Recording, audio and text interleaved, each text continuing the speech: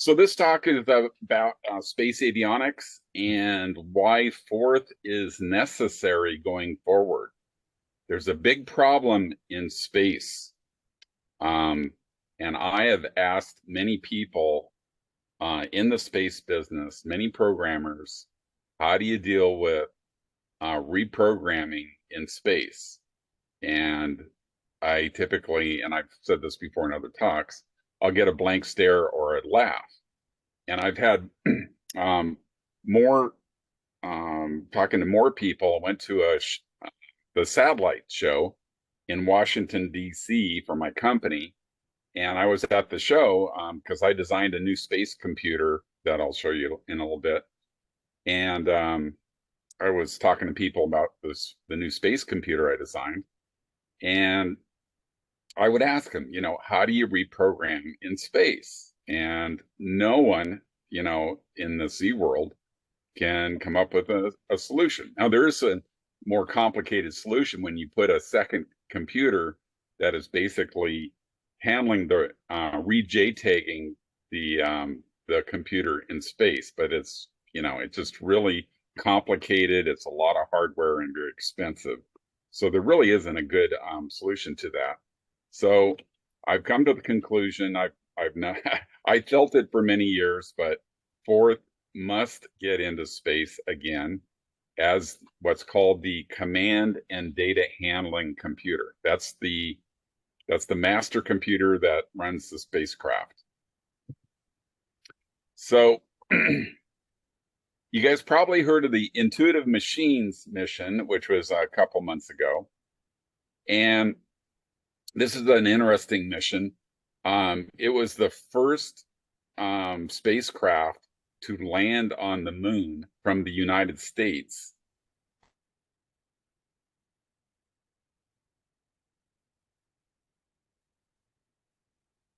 They were going to use to help it during the landing process. And I found out today what the problem was. There was, because they're lasers and, they could damage your eyes, they had a mechanical switch on board the spacecraft. So when they're testing it, they could turn off the lasers. You see at the bottom there, that quote. Somebody forgot to flip the lever before they shot it into space, and the lasers could not be turned on. NASA had a payload on it that actually had lasers that could fill in for these lasers that were going to be used by the navigation computer, but they had to reprogram, one or more computers on board the spacecraft in order to use the instrument lasers that NASA had luckily put on there. And it was a $118 million mission. If they hadn't come up with a solution, it would have failed. And, 118 million and a lot of work going up in smoke. So it's all in C. And so they reprogrammed it and they send up a binary blob, and they prayed when they reset the computer, and it did catch. But during the reprogramming, the spacecraft was flying uncontrolled. That's pretty dangerous in space. So everything worked out okay. They were able to use the NASA instrument mission lasers to land, and it landed on its side. But they were, they call it's a successful mission. But it shows why reprogramming in space is really critical. So when you're using C as the CNDH computer, you have to compile the entire application if you change one line of code and create a binary blob, and you have to be able to send it up to your satellite or your spacecraft in a low-speed data link. It could take days or hours. If it's out at Pluto, it could literally take days. C requires a very complex compiler and a computer. So, what do? You put Linux on there, and that's a lot of space qualified hardware that's very expensive if you wanted to put the compiler right on the spacecraft. And like I said, you have to recompile the whole application and change one line of code with C. And then you have to JTAG the CPU, which probably means you need a second, maybe a lower power CPU to handle the JTAG operation. Reprogramming on the same machine requires an OS or a second processor to manage the JTAG, much higher hardware requirements and higher hardware costs. Forth has an enormous and a very long heritage in space. These are, I just copied some of the things in this table. The table is several times longer than this. It's on the at forth.com on Forth Inc.'s website, but you can see that there's been a lot of Forth in space. Now, a lot of it was using the Harris RTX chips that were one of the early Forth computers, but they've been on a lot of different missions.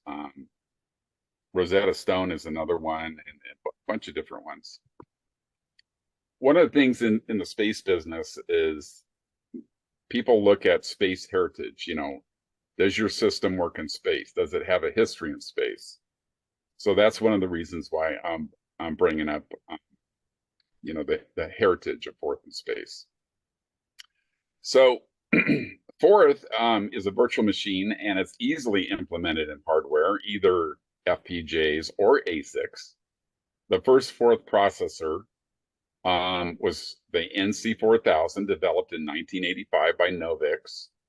Harris Semiconductor licensed the design in 1988, rebranding it as the RTX 2000 processor. RTX 2000 is still a Forth processor. It uses 65 nanometer chip technology. We're down to like several nanometers in today, but the larger geometry means that it was inherently radiation tolerant.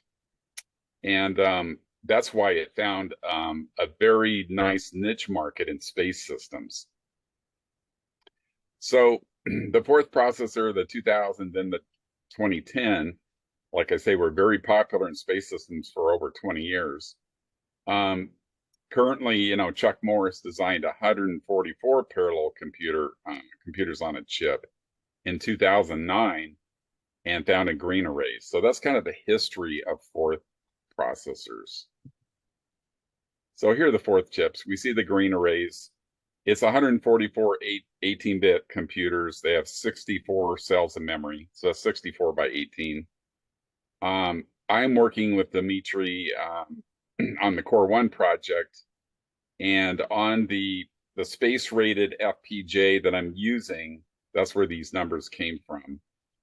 You could literally put 300 32-bit Core 1 computers inside of the microchip space-rated PolarFire RT FPGA, and each one of those could have up to 3K of memory, of dedicated memory, and the memory is inside the FPGA. It's not external.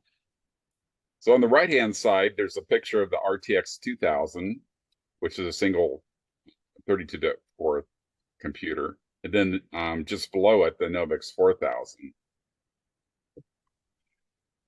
Forth was discovered by Charles Moore, back in 1968. The first application was Kitt Peak Telescope. He founded Forth Inc. with Elizabeth Rather in 1971. Forth has seen a lot of kind of behind the scenes work in computers to this day.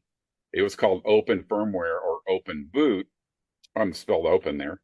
Sun Microsystems, Apple, IBM, and ARM all used open firmware back in the day. This is a little bit about me. I'm currently a senior staff engineer at NextStage. I'm designing, I had designed NASA's Archinaut 1 computer when I worked at Redwire. And that mission, unfortunately, was canceled because they couldn't find, we actually had built the thing We tested it. It all worked on the ground. We're ready to fly it. We actually, it was flight ready hardware, and NASA canceled it. Oops. um, I was also the founder of Space Tech, where I developed medical imaging computers and systems. And I founded Angeles Research Corp, where I worked on intelligent robots using Forth, developed the Triune OS and language for intelligent machines. And I first developed the Core 1 concept in 2006. So getting back to space, we have to be able to communicate and reprogram systems over low-speed data links. So I've talked about this before. If you have 100 robots out at Pluto and you need to reprogram these, the NASA data link is 750 characters per second. Can you imagine running a 100 megabyte binary blob up a data link that slow and updating the software in 100 robots? It just doesn't make any sense. But with Forth, you would just send up the source code characters of the words, which are functions, and you would incrementally compile it on the spacecraft. In a few clock cycles, you can switch to the new code. So it makes much more sense. So Forth is really required in future space systems.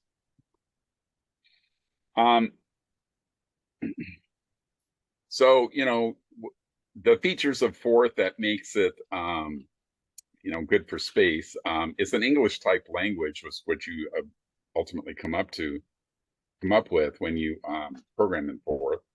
Has an on-chip interpreter. We're talking about chip Forth, on-chip compiler built right into the chip. You can reprogram it on the fly. It's written in System Verilog. That's what I'm talking about, the Core 1 here. And System Verilog is the assembler. So we used to use assembler to program for us, and now we can use System Verilog.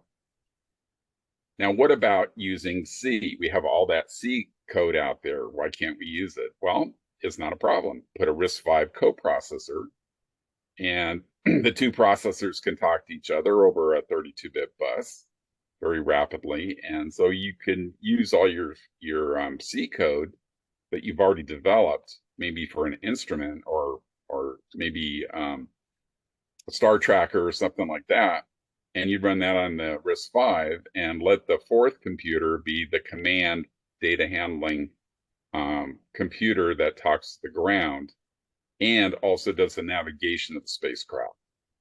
So with it being the main processor, if you had to update the C code, you could send that binary blob up there, have the Forth computer get everything all set up, and then re-JTAG, or actually wouldn't, re-JTAG the FPGA, and then you'd have your updated C code. And of course, the Core 1 is open source. So, the commercial space needs state-of-the-art. The latest microchip FPGA is called a PolarFire RT, and it's a pretty amazing chip. It's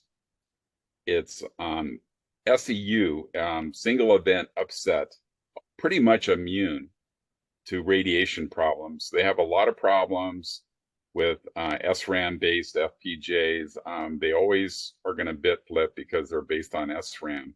So they have to do things like TMR, triple module redundancy, and other things where the PolarFire doesn't. So I would always use a PolarFire for the navigation computer.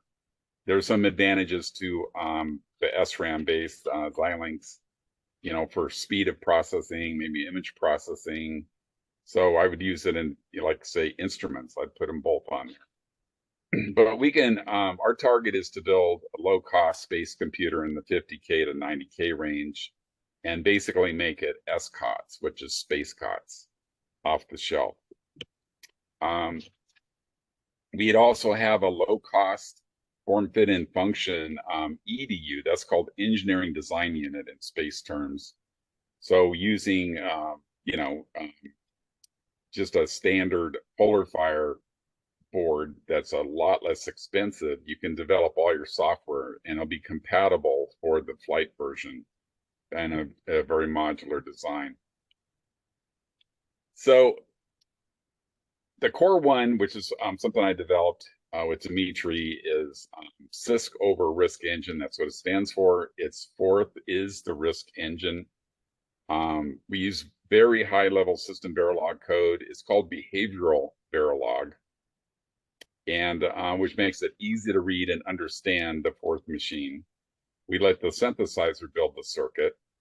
Most of the force, like Chris's talk was very good, and he talked about the J1 and some of these other FPGA force. But as one of the things he mentioned, they're very hard to modify. Our software is very easy to modify and tweak the fourth machine. You can also, change the size. You can make it 16 bits wide, 32 bits wide. Because if you go from 32 to 16, you're saving, probably 30 to 40% of your LUTs, in your FPGA. You can design a complete computer using the Core 1 and only use the resources inside the FPGA that are all radiation tolerant. That's including the fabric RAM and ROM. External memory is optional but not required. If you're going to run C, you have to have external memory. There's not enough memory inside of the FPGA. It also allows you to create super fast, customized opcodes in System Verilog and extend the fourth machine to, you can create a floating point opcode as an example. Or an FFT opcode. You could write the FFT in System Verilog and have it run at the speed of silicon and just call it like a normal fourth word. Core extensions, opcodes can be very complex because with the Core 1, we have a busy flag, and basically it allows you an opcode to go over, several to even hundreds of clock cycles, and you don't have to worry about timing like you would with RTL. Fourth words are opcodes. These words execute at the speed of silicon. You can steal or borrow high-level concepts from other popular languages. Brad's talk was a great example of that. You could implement Brad's system on this very easily. Computer grows as FPGA technology grows. So, 10 years from now, you're going to fit 20 times more LUTs on an FPGA. It might be 256 bit computer then. Maybe you have some need for it. By changing one line in our code, you can change it from a 16-bit to a 32-bit to a 64-bit to a 128-bit computer if you need it. You can network multiple 32-bit fourth machines together over an internal network on the FPGA on chip. You can store source code into Flash or on maybe an SSD, space-rated SSD, compile on the fly as needed.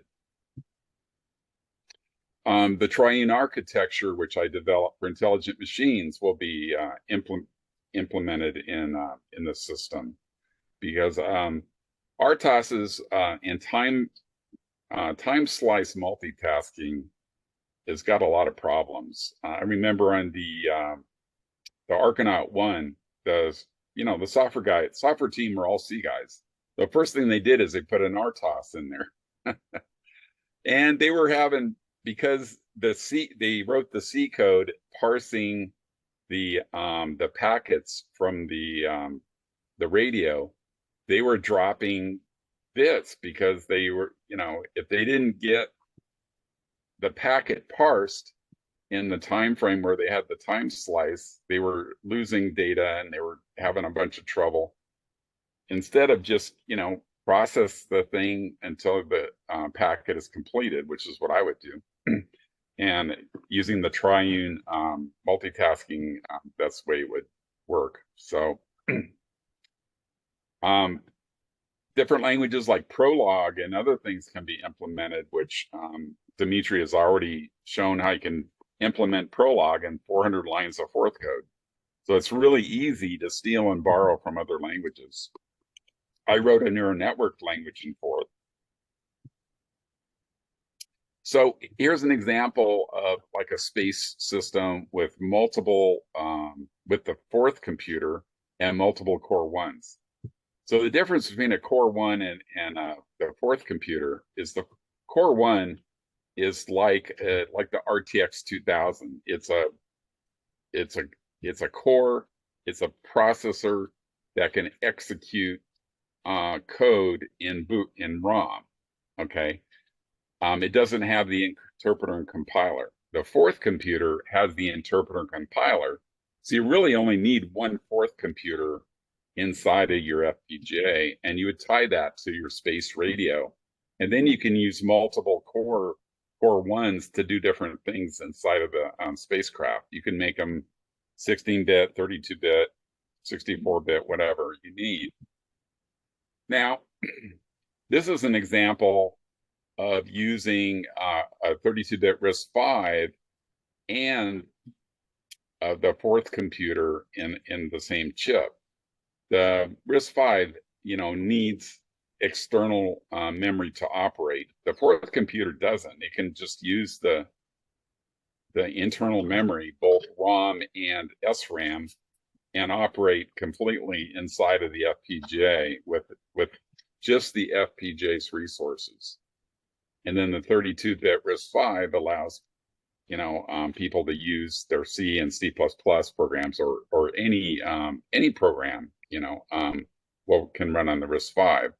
And then you'd use the RISC-V, to interface with space instruments. So this would be an optimal solution to give the space industry a reprogrammable in-orbit computer system on a single FPGA.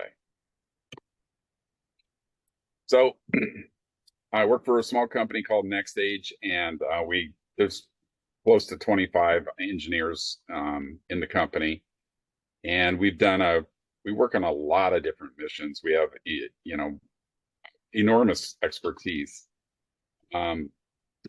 NextStage does everything from systems engineering on very large missions like OSAM-2, OSAM-1. A lot of different missions. I've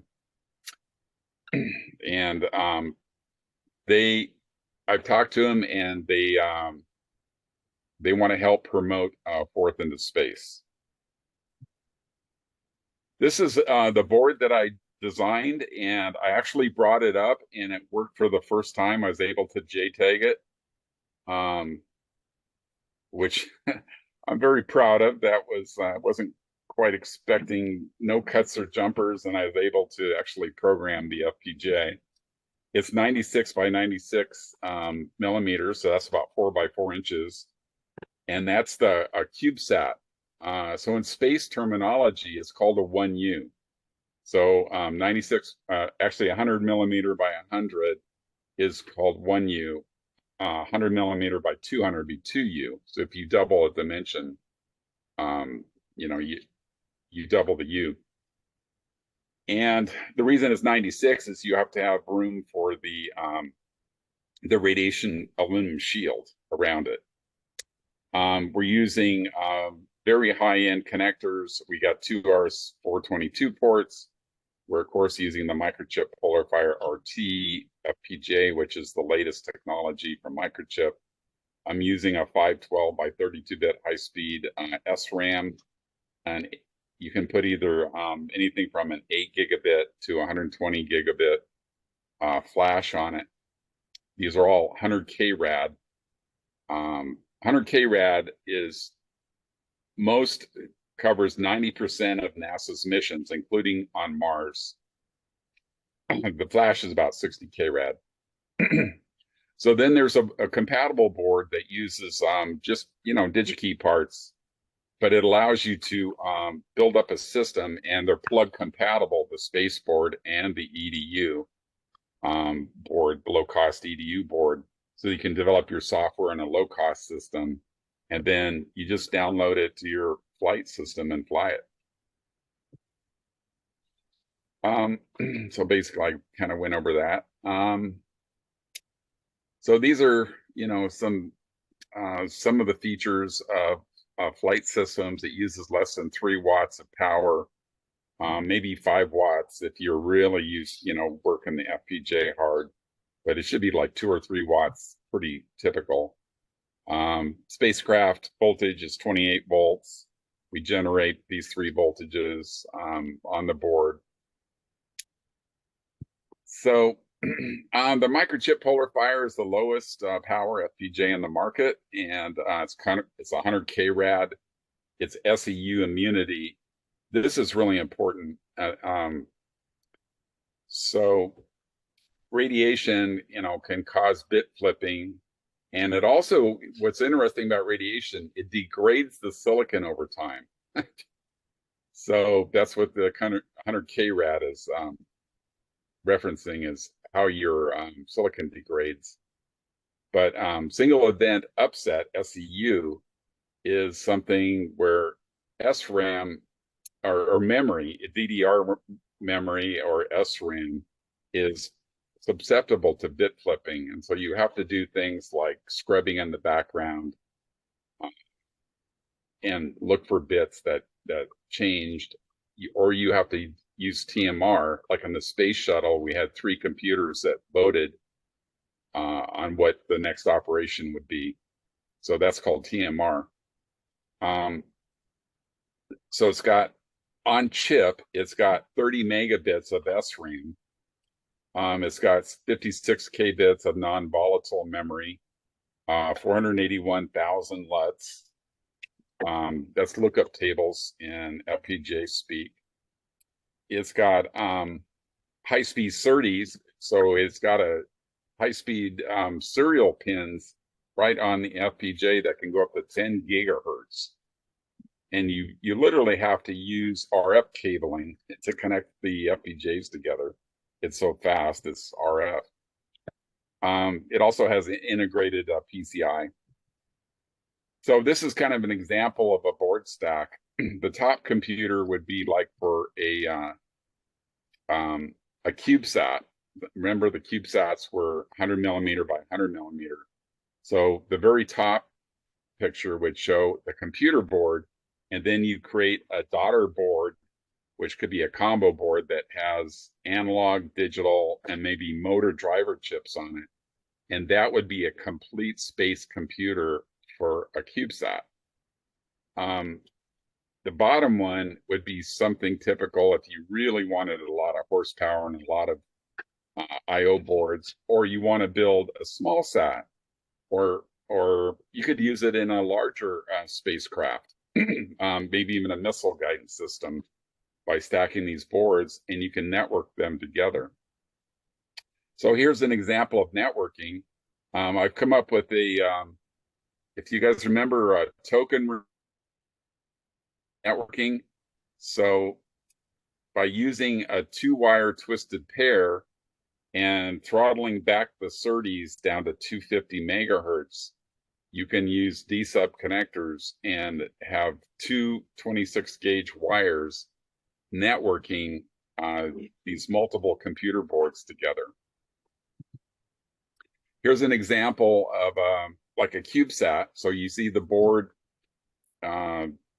the CPU board's on the top, and then just below it is a daughter card for the I/O circuitry, and then you'd have a battery, of course, and you could have reaction wheels. That's what RW means. Reaction wheels, orientate the spacecraft by accelerating the acceleration that causes it to turn the spacecraft. And you can see the circle there, some motors that would deploy solar cells. So here's another example. You can see this is another CubeSat. So make the 4th the C and DH computer, and then you can navigate programs on the fly during flight. You're not going to lose control of the spacecraft. You support incremental compilation on the right inside the chip, compilers inside the chip, the interpreters inside the chip. You use a RISC-V for for the instrument computer, which means that people can use C and C++ along with the system. And the Core 1 will always be open source, so people can use it and put it on their own systems. So this is how you support the C and C++ using microchips tools called Soft Console. I'm not going to spend too much time on this. I've talked about it before, but this is some of the features of the Triune OS and how it relates to how the brain functions. I'll kind of quickly go through this. I've given talks on it before. We want to be able to use artificial intelligence, in spacecraft systems going forward. So this is on the road to doing that. Here's kind of an example of a block diagram of how things work using the triune architecture and how the fourth computer works. So you see the goal level thoughtful planning that is tied to your spacecraft radio, and you can talk to the the ground support people at that level. Then we have tasks and behaviors operating in the background. Basically, this is event-driven, action-oriented system to create intelligent machines. And then down at the bottom level there, you see in regs and out regs. So basically what you do is you create these sub-parallel, everything on the bottom where it says device drivers, all of those work in parallel at 250 megahertz. They're all written in system Verilog, not Forth, system Verilog. So they run at the speed of silicon, and the way that the fourth computer talks to them is with shared registers. And then you'd use semaphores to tell Forth that an event had occurred. So to kind of wrap things up, by using the fourth computer, it's extremely memory and resource efficient. You can lower your hardware costs, you increase your processing, and you make it in-flight programmable. Fourth is your ground radio command interpreter. It supports incremental compiler. You can build a on top of Fourth. The user can send source code text up a low-speed data link, have it incrementally compile, and then switch in a few clock cycles to the new code. So the fourth computer is basically your human interface. And like I said, it operates over the RS-422 to the radio, which it could be SPI or it could be some other interface. LVS is another interface that they might use. So here's an example of using multiple Core 1 cores inside of an FPGA.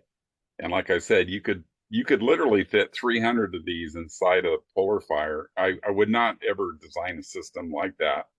I would use a lot less cores and a lot more system Verilog, because system Verilog, when you design an algorithm in system Verilog, it's going to run faster than even the Core 1 and use less, probably use less LUTs too.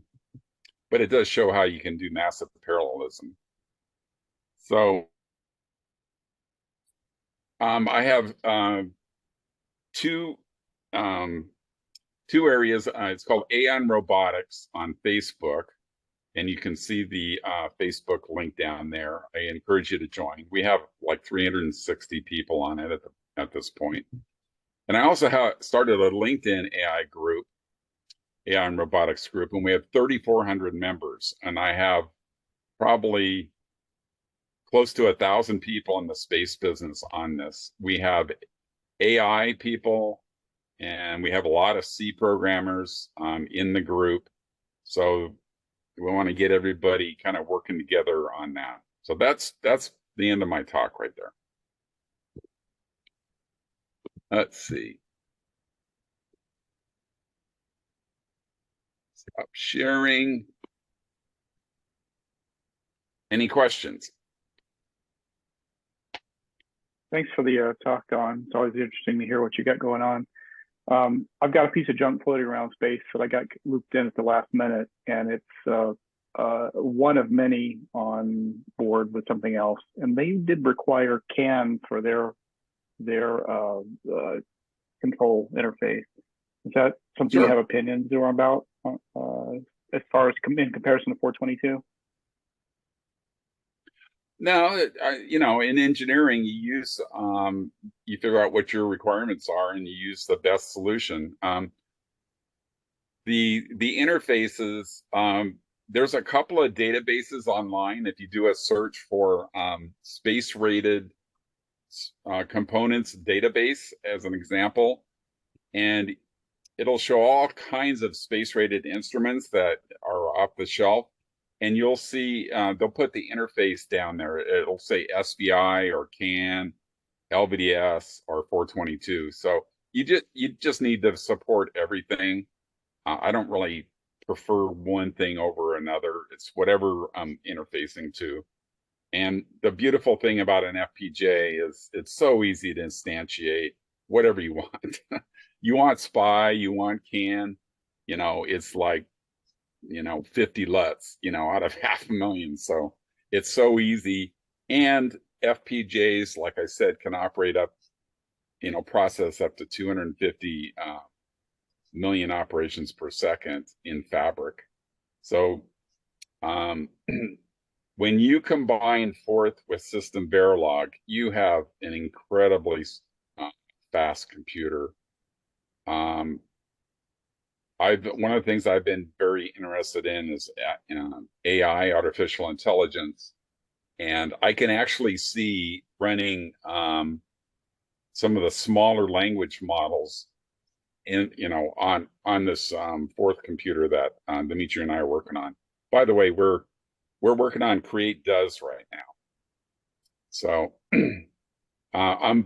my original board is I wasn't so lucky with it. I'm not able to program the FPGA at this point, and Lattice was giving me so much headache with the licensing of their software. I can't have users, having that trouble. So I'm switching to Efinix, EFINIX. They're making their software free. So if you go buy a $60, no, I think it's $35 development board from them, you'll get the software for free. But if you send them an email requesting their software, they'll give it to you for free. It's really important because the Core One is going to be, is open source, and people have to be able to buy get the software free and not be, have all the hassle that Lattice doesn't want to support individuals or small people. So I am switching. So it's going to be a few months before I have the AI Playground board running because I'm switching FPGAs, switching vendors. Yeah, I feel that pain. I'm forced to use iLeak stuff in my day job, and I probably 3/4 of my billing hours are just fighting the tool and not doing anything productive. It's crazy. Yeah, it is crazy. Efinix is and they have something interesting as I looked into them. They, when you have a technology, because I've been there since the 4004. I've watched the entire microprocessor in my lifetime evolve. And the thing is, as technology evolves, people get better ideas And, whatever the hot technology is today, it'll be obsoleted in a few years, right? That's what we've seen in the past. So Okay. ePhoenix, what? We've run a little over. I'd like to Okay. thank you for your patience, but I also thank you for your presentation. Yes, I do. Edward, he says, do you have a full version of Pro One running? It runs on anything. I've tried it on everybody's FPGAs. Go ahead, Kevin. So with that, let's pull the plug on the recorder, and we can continue this discussion off the books. Brad?